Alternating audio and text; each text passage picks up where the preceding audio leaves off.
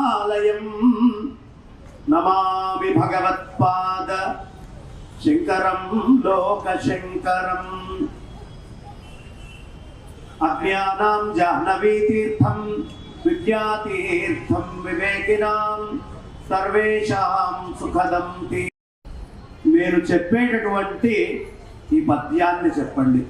అనితర సాధ్యమైన లవణాంబుధి దాటియు లంకజొచ్చి సీతను గని దైత్యులందురిమి తద్దశకందరు మందలించి లంక మసిజేసి వచ్చే మొలకాడని రామునిచే కౌగిటం జొనుపబడిన మా అనిల సూతుకి జ్యోతలు నర్చెదన్ మదిన్. మొత్తం సుందరాకాండ అంతా ఈ ఒక్క పద్యంలో ఉన్నది.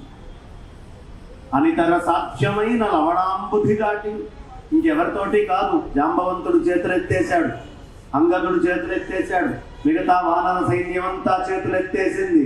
ఇటు నుంచి అటు వెళ్ళాలంటే ఎవరు? ఒక్క ఈయన తప్ప ఇంకెవరికి అవకాశం లేదండి అనేట్టుగా చేతులెత్తేశారు. అలా చేతులెత్తేసినటువంటి సందర్భంలో ఆంజనేయ స్వామి వారు ఒక్కసారి భీమరూపాన్ని ధరించి ఇటు నుంచి అటు అలా ఎగురుతూ లంకజొచ్చి లంకలోకి వెళ్ళారు. వెళ్ళిన తర్వాత ఆయన సాధించిన పనేమిటి? సీతను గని దైత్యులందునిమి. అక్కడ రాక్షసులందరినీ ముందొచ్చిన వాళ్ళని ముందొచ్చినా వెనకొచ్చినటువంటి వాళ్ళని తోకతోటి చుట్టి అక్కడికక్కడ చంపేసి దశకందరు మందలించి ఆ 10 తరగాయల పురుగైనటువంటి రావణాసురుణ్ణి మందలించాడు. అక్కడతో ఆగలే. లంక మసిజేసి వచ్చిన మునగాడని, లంక మొత్తాన్ని మసిజేసి వచ్చిన మునగాడని ఏమిటయ్యా సాధించింది? పుంసాం మోహన రూపాయ అని రామచంద్రమూర్తిని మనం అంటాం. అంటే మగవాళ్ళు కూడా మోహితులైపోయేటటువంటి రూపం. అంతటి రామచంద్రమూర్తి రూపము ఎవరినైనా సీతా అమ్మవారినైనా కౌగిలించుకుంటే ఆంతరంగికంగా తెలియకుండా కౌగిలించుకున్నాడేమో గాని ప్రత్యక్షంగా అందరూ చూస్తూ ఉండగా అంత గ్లామర్ ఆర్టిస్ట్ అయినటువంటి రామచంద్రమూర్తే ఈయనని చూసి ముగ్ధుడై కౌగిటం జొనుపబడిన మా యలిల సూతుకి జ్యోతలు రచ్చదన్మది. అలాంటి అద్భుతమైన హనుమంతుల వారు అక్కడ కూర్చోనుండగా మనకి శబ్దము, వాక్కు భయం లేకుండా ఉండడము, నిర్భయం అనేది చాలా ప్రధానము. వాక్ పటుత్వం ప్రధానము. ఇవన్నీ ఎవరయ్యా ఇచ్చేది? ఆ హనుమత్ పరబ్రహ్మేనండి. అందుకనే పవనాత్మ జాగచ్చ పరిపూర్ణ స్వచ్ఛ అంటుంటారు పెద్దలందరూ. పరిపూర్ణమైనటువంటి స్వచ్ఛ స్వభావం ఉంది నవవ్యాకరణ పండితుడు. అలాంటి స్వామివారి యొక్క చాలీసా మనం అందరము పారాయణం చేసుకోబోతున్నాం. మరి ఇక్కడికి వచ్చినటువంటి వాళ్ళు ఎలాంటి వాళ్ళయ్యా అంటే, ఆ ఆంజనేయ స్వామి వారు ఎలాంటి ఘోటక బ్రహ్మచారో అలా బ్రహ్మచర్యమే సమస్తము అని అనుకునేటటువంటి మహాత్ములు. బ్రహ్మ నిష్ఠని మించినటువంటిది లేదు. సర్వవ్యాపకమైన పరబ్రహ్మతత్వమునందు లయమవడము కంటే, ఆ స్వస్వరూపానుసంధానము కంటే మహత్తరమైనది సృష్టిలో ఇంకొక విషయము లేదు అని నిత్య నిరంతరము వారి సాధనే ప్రధానంగా తెలంగాణ ఎంత గొప్పగా అయ్యా అంటే, నేను భాగవతం ఉపన్యాసాలు చెప్పడానికి వెళ్తూ ఉంటా కాశీలో, ఉడిపిలో. మరి నాకు శ్రీధర స్వామి వ్యాఖ్య అంటే చాలా ఇష్టం. ఆ శ్రీధర స్వామి యొక్క వ్యాఖ్యని స్వీయ భాషలో చదువుకోవాలంటే ఈ 2 తెలుగు రాష్ట్రాల్లో మదనానంద స్వామి వారు, మాధవానంద స్వామి వారి ఆశ్రమం దగ్గరికి వెళ్తే తప్ప ఇంకా ఎక్కడా లభించదా శ్రీధర వ్యాఖ్య. అలాంటి శ్రీధర వ్యాఖ్య లాంటి అనేకమైనటువంటి గ్రంథరాజాల్ని అందించినటువంటి మహానుభావులు, మహాత్ములు అలాంటి వారు ఇక్కడికి వచ్చి కూర్చోవడం. ఈ పైన పక్కనే సాక్షాత్తు దండి సన్యాసులుగా వాసుదేవానంద భారతీ సంప్రదాయంలో మేమందరం భారతి అనగానే మాకు తెలియకుండానే ఒళ్ళు పులకరిస్తుంది. శృంగగిరి జగద్గురువుల యొక్క సంపూర్ణమైనటువంటి కృపా కటాక్షాలు ఒక్కసారి మా హృదయం లోపల అట్లా ద్యోతకమవుతాయి. భారతి అంటేనే ఆ భారతీ శబ్దముతో పాటుగా ఆశ్రమనామధేయము దండముతోటి వచ్చి అక్కడ కూర్చున్నటువంటి మహానుభావులైనటువంటి దండి సన్యాసులు, యతీశ్వరులు, వాళ్ళు ఏమిటయ్యా గొప్పతనం? సంపాదించేవాడైనా గొప్పవాడు కావచ్చండి. 1,00,000 కోట్లు సంపాదించానంటే 16 లక్షల కోట్లు సంపాదించాను, నేను ఈ పదవిలో ఉన్నాను. వాళ్ళు 16 లక్షల కోట్లు సంపాదించినా కొన్ని లక్షల కోట్లు సంపాదించడానికి ఇంకా భూమి మీద చాలా ఉంటుంది. కాబట్టి సంపాదించి గొప్పవాడు కావడం చాలా కష్టం. మరి ఏం చేసి గొప్పవాడు కావచ్చండి? త్యాగము చేసి గొప్పవాడు కావచ్చు. నీ దగ్గర ఉన్న కొద్దిగా త్యాగాన్ని చేస్తే కొన్ని కోట్లు సంపాదించినటువంటి ధనికుడి కన్నా నువ్వు చాలా గొప్పవాడి అవుతావయ్యా అని మనకి ధర్మశాస్త్రాలు చెప్తున్నాయి. అందుకనే పెద్దలైనటువంటి మహాత్ములు ఇక్కడికి వచ్చినప్పుడు వాళ్ళని చూస్తూ మనం చెప్పుకునే స్తోత్రం ఏమిటి? మహామహా పండితులందరూ ఉపనిషత్తుల్లో వాక్యం ఏం చెప్తారు?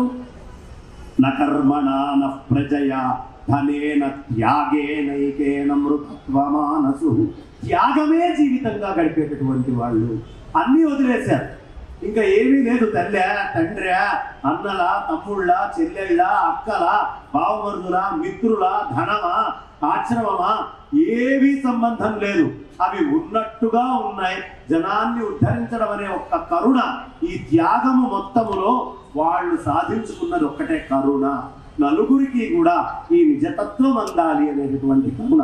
అలాంటి అద్భుతమైనటువంటి కరుణామయ స్వరూపులైనటువంటి మహాత్ములు సాధూనాం దర్శనం పుణ్యం స్పర్శనం పాపనాశనం. అంటే వచ్చి ముట్టుకుంటారు, పొరపాటు అంటుకోకూడదమ్మా.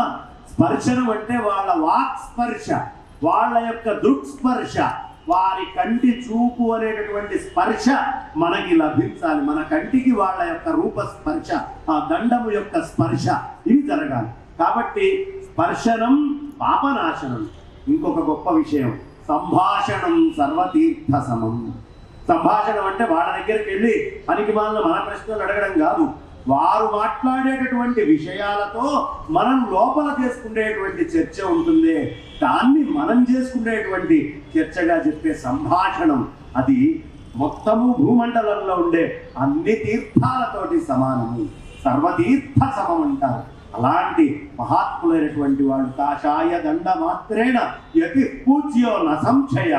కాషాయము దండము ధరించినంత మాత్రానే యతులని పూజించమని భగవత్పాదుల వారి యొక్క శాసనము, ధర్మశాస్త్రాల యొక్క శాసనము. వాళ్ళ గురించి మనం విచికిత్స చేయకూడదు. కాషాయ దండ మాత్రేణ అవి రెండూ పెట్టి త్యాగం చేశారు అంటే నేనెప్పుడు ఇంతటి త్యాగినవుతానో అంత త్యాగం చేసిన వాళ్ళని దర్శించుకున్నంత మాత్రాన మనకి సమస్తము లభిస్తుంది అని వాళ్ళని ఆశ్రయించాలి. యతుల దగ్గరికి వెళ్ళాలి. పిల్లల్ని, చిన్న పిల్లల్ని అందరినీ యతుల దగ్గరికి తీసుకొని వెళ్ళాలి. అలాగే ధర్మము అనేటటువంటిది ఎప్పుడూ కాపాడుతూ ఉండాలి. అందులో వీరత్వంతో కూడిన ధర్మం. ఇక్కడ వీరభద్ర ఆరాధన అవుతుంది కదా, వీరధర్మ పీఠము అని. వీరధర్మ పీఠానికి ఎప్పుడూ అక్కడ ఉంటూ అనేకమైనటువంటి అతి సామాన్యులకు కూడా బోధ చేస్తూ తత్వాన్ని తెలియపరుస్తున్నటువంటి వీరధర్మ పీఠం వారు ఉన్నారు. ఇంకా విశేషము, ఇవాళ కథానాయకుడే మనకు ఆంజనేయ స్వామి వారు. ఆ కథానాయకుడు ఎప్పుడూ మన లోపల ఉండాలి. మీరందరూ సెల్ ఫోన్ కొనుక్కుంటారు. స్వామివారు ఒక్క 2 నిమిషాల నుంచి చెప్పను, ఎందుకంటే వారి ఆశీస్సులు ప్రధానం మనకి. మనం అందరము కూడా మనస్సు మనస్సు మనస్సు అని గొప్పగా చెప్పుకుంటాం. మొత్తం రామాయణానికి మనస్సు ఏదో తెలుసా? మొత్తం రామాయణం అంతటికీ మనస్సు ఆంజనేయ స్వామి వారు, హనుమత్ పరబ్రహ్మ. దాని అందమంతా ఎక్కడి నుంచి వచ్చిందయ్యా? అందాలన్నీ మనస్సు నుంచి వస్తాయి. సర్వవ్యాపకమైన పరమాత్మలో అందం లేదు. అందం రాకపోతే బుద్ధి పదార్థం ఇస్తే ఏం చేయలేదు. అది సీతా అమ్మవారు. మరి అందమంతా ఎక్కడి నుంచి వచ్చిందయ్యా? ఆంజనేయ స్వామి వారి నుంచి. అందుకనే స్వామివారు కథానాయకుడుగా ఉండేటటువంటి ఘట్టాన్ని సుందరకాండ అన్నారు. సుందరమైనది సుందరకాండం. ఇలాంటి మనస్సు అనేటటువంటిది హనుమత్ పరబ్రహ్మ యొక్క మూలతత్వం. అందుకనే మనస్సు చిరంజీవి, మనస్సుకి మృత్యువు లేదు. ఈ ఉపాధి పోవచ్చేమో మళ్ళీ మనస్సు ఇతర శరీరాల్లోకి వస్తూ ఉంటుంది. అలాగే ఆత్మజ్ఞానులు బ్రహ్మజ్ఞాన సంపన్నులకు కూడా మనస్సు ఉంటుంది. మనమందరం ఒక సెల్ ఫోన్ కొనుక్కుంటాం. సెల్ ఫోన్కి తల్లి తండ్రి ఎవరో తెలుసా అండి? సెల్ ఫోన్కి తల్లి అందులో ఉన్న స్పేస్, తండ్రి అందులో ఉన్న స్పీడ్, ర్యామ్, ఇవి రెండు తల్లిదండ్రులు. మరి హనుమత్ పరబ్రహ్మ యొక్క తల్లి ఎవరండి? అంజనీదేవి, ఆకాశ స్వరూపంగా చెప్పబడింది. మరి తండ్రి ఎవరండి? వాయునందనుడు. కాబట్టి అద్భుతమైనటువంటి ఈ వేగాన్ని, తత్వాన్ని అంతా చూపిస్తూ ఉంటారు. ఈ సెల్ ఫోన్ లోపలికి చెత్త అంతా వచ్చిందనుకోండి, ఏం చేస్తాం? డిలీట్, నిర్గుణ నిరాకారంలోకి డిలీట్, తీసవతల వారేసేయండి అని. మరి మనస్సులోకి చెత్త వస్తే తీయాలంటే ఏం చేయాలండి? హనుమత్ పరబ్రహ్మ దగ్గరికి వెళ్ళి ఆయన స్తోత్రము, ఆయన ధ్యానం చేస్తే ఈ ప్రపంచంలో ఫోన్లోకి నామరూపాత్మకమంతా వస్తే అక్కడి నుంచి నిరాకారంలోకి డిలీట్ చేయడం వల్ల యాక్టివ్గా కొత్త వచ్చినా కూడా అడ్డుకోకుండా ఎలా తీసేస్తూ ఉంటామో, ఈ భూమి మీద ఉన్నంత కాలము, జీవితకాల పర్యంతము ఈ మనస్సు ఎవరెవరికి ఉందో వాళ్ళందరూ హనుమత్ పరబ్రహ్మని గనక ఆరాధిస్తే అడ్డమైనటువంటి చెత్తంతా వెళ్ళి సీతారాముల నిజతత్వం వచ్చి హృదయములో ఆ ఆత్మతత్వమునందు రమించేటటువంటి స్థితికి మనం అందరం వెళ్తాం. కాబట్టి అలా రమించడం కోసం మనం అందరము మనస్సుని సుశిక్షితం చేసుకోవాలి. చెయ్యాలి అంటే ఆంజనేయ స్వామి ఎక్కడున్నారండి? మరి ఉండాలి కదా, డిలీట్ కొట్టడానికి డిలీట్ బటను. వాళ్ళు ఎక్కడో ఉండరండి, యతీశ్వరుల రూపంలో ఇక్కడ కూర్చొని ఉంటారు. వారి దగ్గరికి వెళితే ఆ డిలీట్ బటను, సంసారం అనేటటువంటి దాని డిలీట్ బటను కొట్టి ఉన్నవాడు కాబట్టి దాని యొక్క ప్రక్రియ, దాంట్లో ఉంటూ దాన్ని అంటకుండా జాగ్రత్తగా జీవితాన్ని ఎలా గడపాలి అనే సాఫ్ట్వేర్ అక్కడ దొరుకుతుంది మనకి. కాబట్టి యతీశ్వరులని ఆశ్రయించాలి. ఆ హనుమత్ పరబ్రహ్మ యొక్క తత్వాన్ని చక్కగా చెప్పేటటువంటి మారుతి బాల ఆశ్రమం నుంచి మనకి కేశవ శాస్త్రి గారు మహానుభావులు పెద్దలు వారు కూడా రావడం జరిగింది. ఇలా వేదిక మీద అనేక మంది మహాత్ములు కూర్చొని ఉన్నారు. అనంతలక్ష్మమ్మ గారి వైపు ఇలా వేరు చూపించారు మా వీరధర్మపీఠం నుంచి. అనంతలక్ష్మమ్మ గారి గురించి నేను చెబితే మా ఇంట్లో అమ్మ గురించి మాకు చెప్తారేమిటండి, మాకు తెలియనటువంటి విషయమా అని వాళ్ళందరూ అనే అవకాశం నిత్యము ప్రతి ఇంట్లో టీవీ ఛానల్స్ ద్వారా వెళ్ళి ధర్మ ప్రచారాన్ని చేసేటటువంటి తల్లి.